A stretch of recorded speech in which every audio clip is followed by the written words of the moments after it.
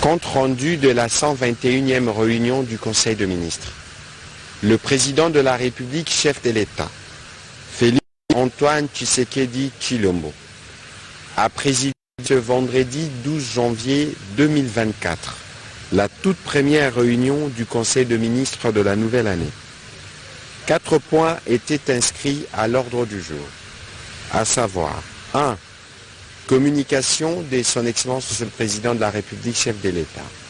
2. Point d'information. 3. Approbation d'un relevé des décisions du Conseil des ministres. 4. Examen et adoption de textes.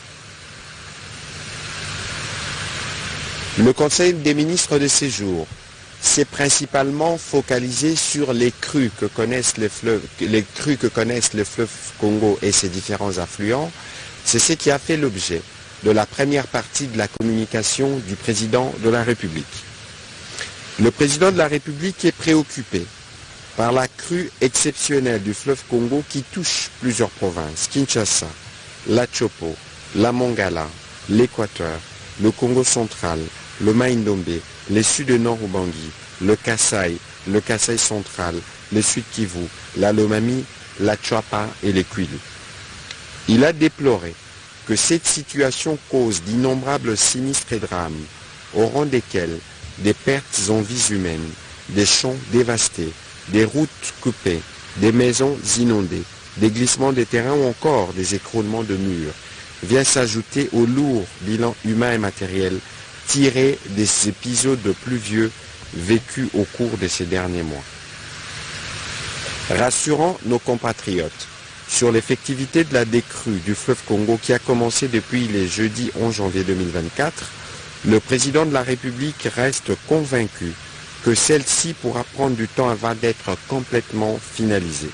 Et compte tenu des sinistres observés, il revient de redoubler des vigilances sur les possibles conséquences, notamment sanitaires, liées aux dits dégâts. Aussi a-t-il insisté sur la nécessité de garder à l'esprit le caractère transnational de cette crue, mais également le fait qu'elle s'inscrit dans une série de catastrophes enregistrées au niveau régional et dont les origines ne sont manifestement à trouver ailleurs que dans les effets de changement climatique. Et vu de l'échelle la vétusté des infrastructures publiques qui concourent malheureusement à l'enregistrement de tels dégâts. Avec l'expertise en présence, un lotissement responsable, une infrastructure résiliente au changement climatique, le président de la République soutient qu'il est possible de limiter les dégâts liés au réchauffement climatique contre lequel nous luttons. Ces questions, a-t-il précisé, feront l'objet d'un suivi assidu au cours de prochains mois afin que puisse être renforcée la résilience de nos infrastructures face à la survenance de telles catastrophes. Enfin, et pour répondre à l'urgence provoquée par cette crue, le gouvernement, sous la supervision du Premier ministre, a été invité à prendre toutes les mesures qui s'imposent pour garantir une prise en charge holistique de populations sinistrées et assurer en même temps une veille pour prévenir la possible apparition des foyers épidémiques dans les zones touchées. Le deuxième point de la communication du président de la République a porté sur l'amélioration de la gouvernance publique dans la prise en charge des aspects de mobilité urbaine. Le président de la République a appelé à plus de réactions rapides et appropriées de pouvoirs publics face aux nuisances causées par les dysfonctionnements des services publics liés à la mobilité sur tous les types des réseaux routiers ainsi que des conséquences socio-économiques qui en résultent. En effet, concernant la mobilité des personnes et des biens, il a été constaté, outre les entraves provoquées par le manque de discipline des usagers de la route, la présence récurrente de quelques cas de figure bien précis pour lesquels l'inaction des services publics concourt à la persistance de ces phénomènes. Cette situation exige une coordination et une responsabilité de chaque acteur étatique dans la réalisation des missions qui lui sont dévolues ainsi que de moyens de fonctionnement des services publics conséquents. C'est pourquoi, tout en exigeant plus d'efficacité de nos services publics, le président de la République a chargé le Premier ministre de veiller avec les ministères concernés, en l'occurrence les ministères de l'Intérieur, des Infrastructures et des Transports à faire en sorte que les procédures d'intervention rapide soient clairement mises en place avec les entités administratives respectives des 10 ministères suivant les missions assignées. Pour ce faire, il faudra promouvoir une simplification dans les procédures d'intervention et d'exécution et au besoin vulgariser près de la population les services à contacter pour signaler les cas échéants, les problèmes qui surviennent sur les réseaux routiers. Le troisième point de la communication du président de la République a porté sur les retombées positives de la 28e conférence des parties des Nations Unies pour le climat COP28. Le président de la République a exprimé sa satisfaction au sujet des retombées de la conférence de parties des Nations Unies pour le climat qui s'est tenue à Dubaï en novembre dernier, principalement celle relative à la levée de fonds de partenariat pour la nouvelle économie du climat, dont les souscriptions s'élèvent à 62 millions de dollars américains. Ce fonds négocié dans le cadre du Forest and Climate Leadership Partnership a vu la contribution du pays tels que la France, les États-Unis d'Amérique ou encore l'Allemagne. Ces fonds vont principalement servir à structurer notre marché carbone. À ces sujets s'ajoute le fonds pour la création de l'Institut du bassin du Congo pour la nouvelle économie du climat, financé par la Fondation Bezos Earth Fund et dont l'implantation se fera dans notre pays. Cet institut, qui aura une vocation à la fois nationale et régionale, réunira des experts et des scientifiques de renommée nationale et internationale pour travailler sur les questions liées à l'économie du climat en République démocratique du Congo et dans la région du bassin du fleuve Congo. Cet institut va coordonner, voire centraliser, les recherches des organismes existants dans les domaines du climat afin de créer une cohérence des politiques sur le climat dans notre pays et définir une stratégie globale du climat à court, moyen et long terme. La ministre d'État, ministre de l'Environnement et Développement durable et les ministres des Finances, en collaboration avec les cabinets du président de la République, ont été instruits de travailler en synergie en vue de garantir la bonne exécution de ces fonds. Il conviendra toutefois de s'assurer de procéder en amont à une bonne sélection de projets, tout comme de veiller à mettre à la disposition à temps à nos partenaires les informations nécessaires pour une meilleure coordination. Tout au long de ces processus, et même avant son lancement, il conviendra aussi de passer au peigne fin notre registre de crédit carbone, notamment son cadre légal, et combler les lacunes existantes afin de faciliter la continuité des projets liés à la nouvelle économie du climat avec nos partenaires.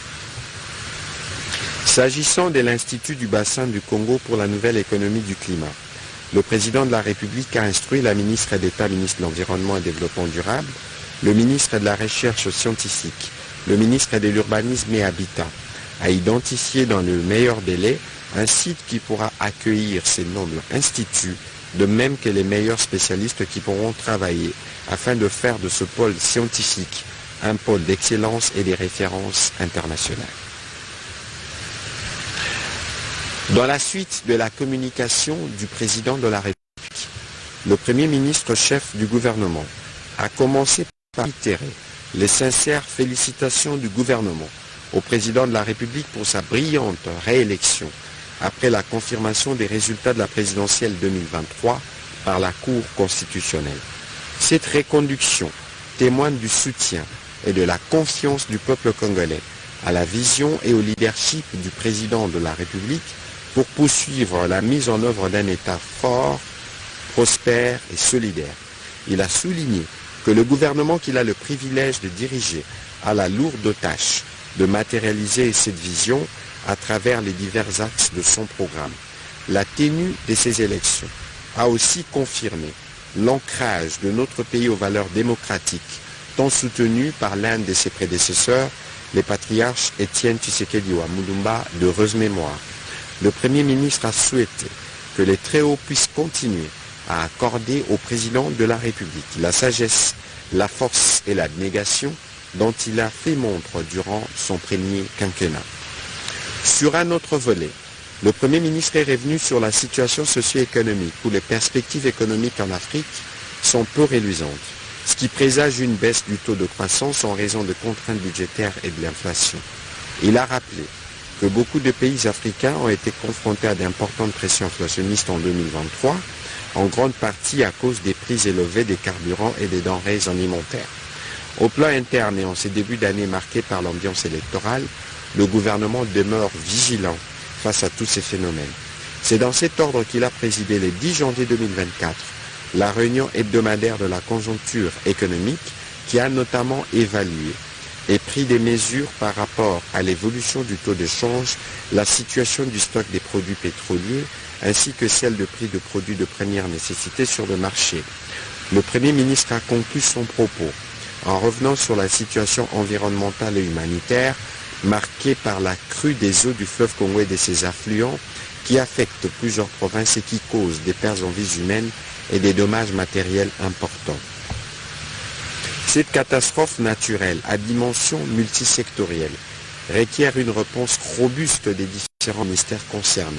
C'est dans cet ordre que les ministères en charge de l'intérieur, de l'environnement, des infrastructures et travaux publics, de l'aménagement du territoire, des affaires foncières, de l'urbanisme et habitat, des ressources hydrauliques et électricité, des transports, voies des communications et des enclavements, ainsi que celui des affaires sociales, des actions humanitaires et de la solidarité nationale, travaillent chacun en ce qui concerne à préparer des états des lieux dans leurs secteurs respectifs.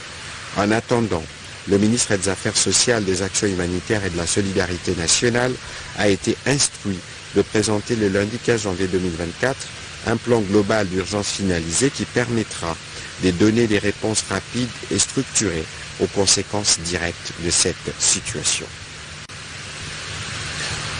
Au deuxième chapitre du Conseil de ministres de ce jour, relatif au point d'information, État et administration du territoire, le vice-premier ministre, ministre de l'Intérieur, Sécurité Affaires coutumières, a présenté au Conseil le rapport sur l'État et l'administration du territoire national, qui reste dominé par la poursuite des opérations ordonnées par le président de la République dans le cadre de l'état de siège dans les provinces de l'Ituri et du Nord Kivu. Au cours de la semaine qui s'achève, l'état d'esprit de la population est demeuré généralement calme sur l'ensemble du territoire national et a été notamment marqué par la satisfaction de la population, après confirmation par la Cour constitutionnelle des résultats de l'élection présidentielle déclarant vainqueur le président de la République avec 73,47% de suffrages exprimés.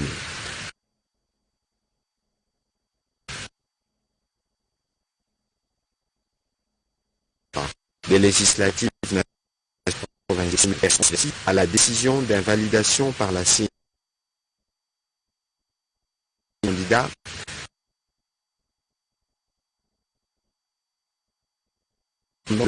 mais les montées d'eau du fleuve Congo et de ses affluents.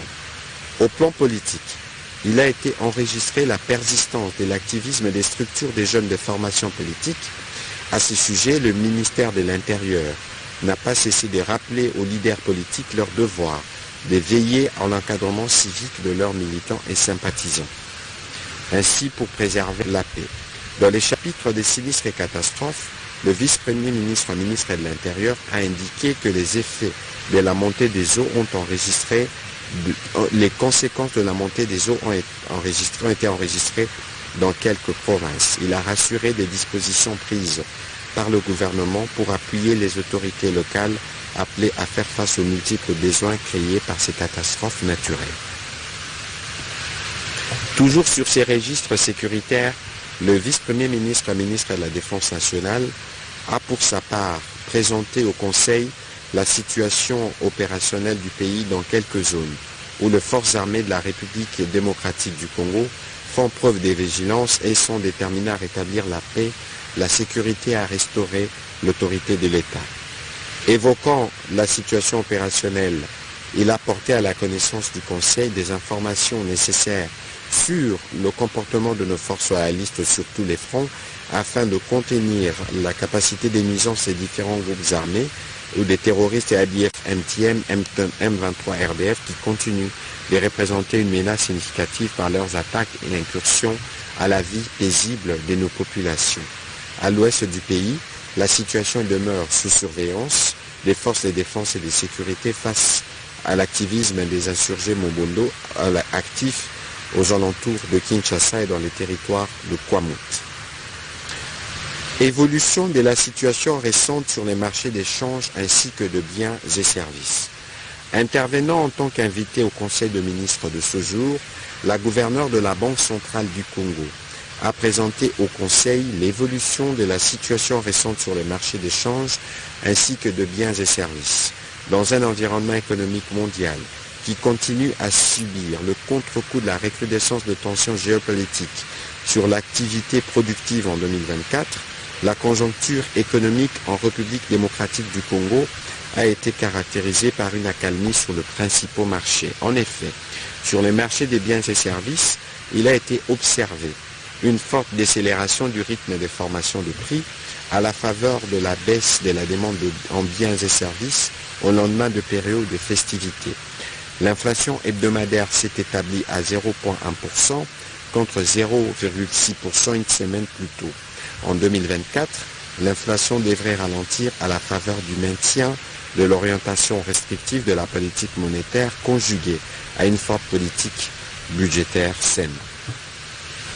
Au niveau du marché d'échange, les taux d'échange est resté globalement stable, attesté par des faibles variations hebdomadaires sur les deux segments, 0,03% à l'indicatif et 0,05% en parallèle en raison du maintien de mesures de stabilisation macroéconomique.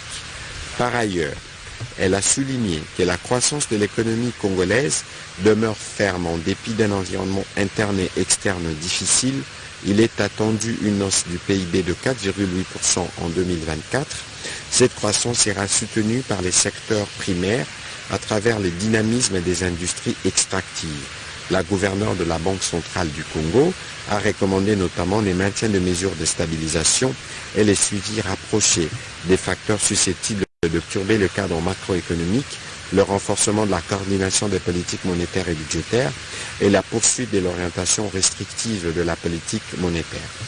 Le Conseil a pris acte de sa note d'information. Toujours sur ces chapitres de points d'information, mise en œuvre du plan de désengagement de la MONUSCO. Le vice-premier ministre, ministre des Affaires étrangères et francophonie, a présenté au Conseil les grandes lignes de la mise en œuvre du plan de désengagement de la mission de l'Organisation des Nations Unies en République démocratique du Congo. Il a indiqué que le gouvernement doit maintenant se focaliser sur les actions prioritaires à réaliser au regard des défis à relever en vue du transfert des tâches de la MONUSCO aux institutions nationales d'une part et pour une mise en œuvre réussie du plan de retrait de la MONUSCO de la République démocratique du Congo, en commençant par la province du Sud Kivu qui constitue la phase 1 de ces processus de janvier au 30 avril 2024 d'autre part. Il s'agit notamment du renforcement des effectifs des FARDC et de la PNC, de la prise en charge du mécanisme de la protection des civils et de la gestion des conflits communautaires, ainsi que la poursuite des processus politiques auxquels la RDC a souscrit. Par ailleurs, le vice-premier ministre, ministre des Affaires étrangères et francophonie, a souligné qu'il est prévu d'organiser une communication conjointe gouvernement-MONUSCO à toutes les étapes du processus du retrait accéléré, progressif et responsable. Dans ces cadres, l'économie de ces plans de désengagement conjoints adoptés par les conseils de sécurité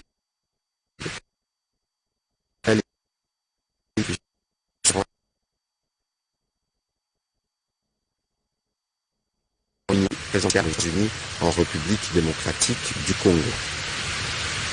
Le Conseil a pris acte de cette note d'information.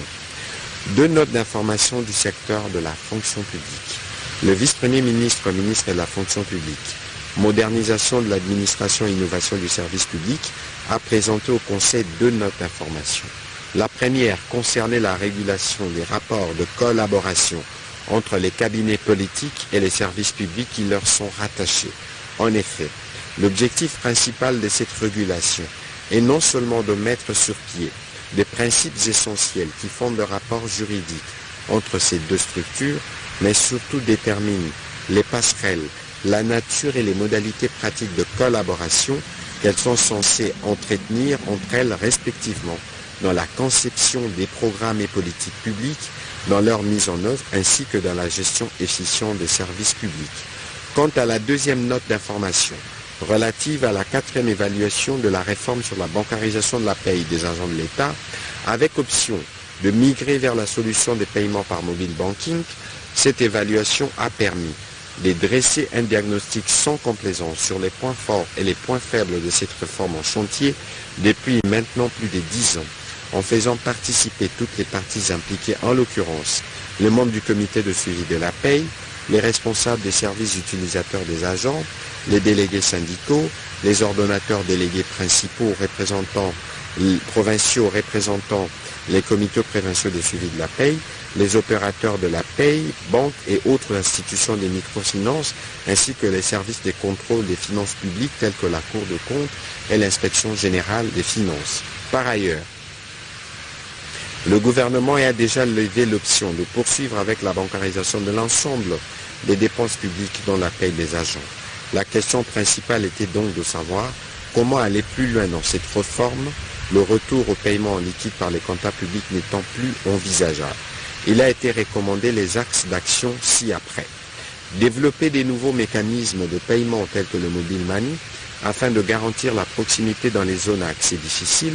Ces dispositifs devra partir de l'examen de la cartographie précise de l'implantation des agences et sites de paye des institutions financières et de l'introduction du principe des délocalisations sans contrepartie des effectifs en cas d'échec d'une institution de se rapprocher des agents. Dans ces contextes, la répartition des effectifs sur base du volontariat devra être abandonnée. Renforcer les mécanismes de délégation de compétences aux comités provinciaux de suivi de la paye qui œuvrent auprès des agents dans les zones les plus difficiles d'accès. Unifier les comptes de rémunération de chaque agent dans la perspective de réduire également les charges découlant des divers frais bancaires payés par l'agent et dans certaines situations par les trésors publics. Le Conseil a pris acte de ces deux notes d'information. Deux notes d'information du secteur de l'environnement.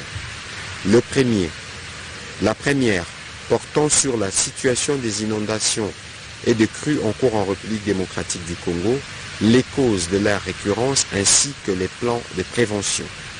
À ces propos, la ministre d'État, ministre de l'Environnement et du Développement durable, a signalé que la crue que connaît le fleuve Congo ce jour a été observée les 6 et les 7 décembre 2023 par les structures techniques de notre pays. Et les niveaux d'eau observés ce 9 janvier 2024 sur l'échelle située au port public de Kinshasa est de 6,20 mètres. Ces niveaux se rapprochent de la crue exceptionnelle observée en 1961 et qui avait atteint 6,26 mètres au même endroit. À ce jour, la montée des eaux du fleuve Congo, qui est observée actuellement tout au long de son parcours, d'amont en aval, et celle exige du ministère de l'Environnement des actions devant permettre d'assurer la quiétude pour tous ceux qui sont utilisateurs de ressources en eau en tant que bénéficiaires directs ou indirects. La ministre d'État, ministre de l'Environnement et du Développement durable, a été complétée par le ministre d'État, ministre de l'Aménagement du territoire, le ministre d'État, ministre des Infrastructures, Travaux publics et Reconstruction, ainsi que le ministre de Transport et Voies de communication et des enclavements, qui ont chacun, en ce qui le concerne, dressé les conséquences de ces crues dans leurs secteurs respectifs, ainsi que les mesures urgentes à prendre pour y faire face. Clôturant cette série d'interventions, les ministres des Affaires sociales, des Actions humanitaires et de la solidarité nationale, qui supervisent la réponse sociale et humanitaire du gouvernement en face de ces crues, a été chargé, suivant les orientations du Premier ministre, de finaliser le plan d'urgence visant à donner une réponse humanitaire rapide pour toutes les populations affectées à travers le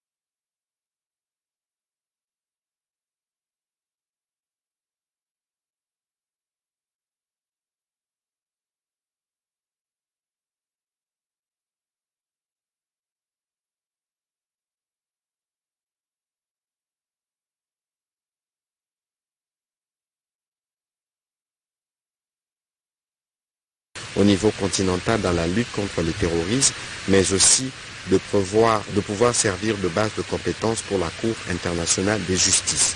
Après débat et délibération, le Conseil a adopté ces projets de loi. Bien avant de clôturer le Conseil de ministres de ce jour, le président de la République a été informé dans les détails par le ministre des Sports des préparatifs, disons, de l'arrivée des Léopards Football à Abidjan, ainsi que des préparatifs pour une bonne participation à la CAN 2024. Évidemment, le gouvernement tout entier, derrière le président de la République, a présenté une bonne chance et des souhaits de bon courage à nos 11 nationales qui vont participer à cette prestigieuse compétition africaine. Commencé à 15h19, le Conseil de ministres a pris fin à 20h12. Je vous remercie.